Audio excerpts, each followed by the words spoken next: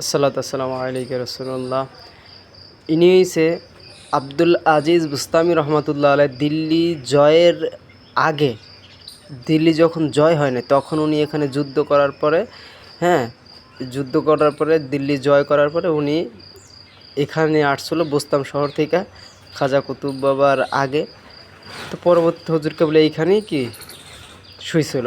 উনি বুস্তামের একজন বুজুর্গ এখানে ইসলাম প্রচার করতে আসছিল।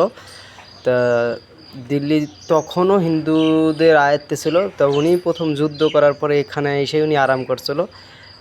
তো এই যে হিস্টোরিটা ওনার, এটা লোকমুখেও শোনা যায়। আর কিতাব যেটা আছে আকবরুল আখিয়া 115 নম্বর পৃষ্ঠারে এই কথাটা উল্লেখ আছে। এই কিতাবে যিনি বুস্তাম শহর থেকে আসছিল খাজা কুতুব বাবার, খাজা গরিব নওয়াজের আগে।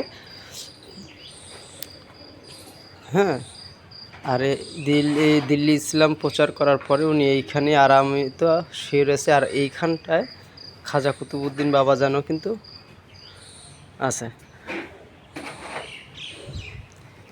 এরকম বহুত অলিয়াল্লাহ বুজুর্গদের মাজারে পাক আছে, কিন্তু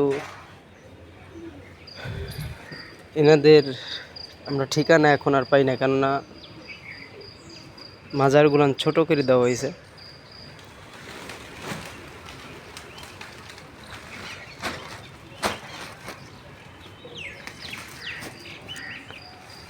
আব্দুল আজিজ বুস্তামি রহমতুল্লাহ আলাই।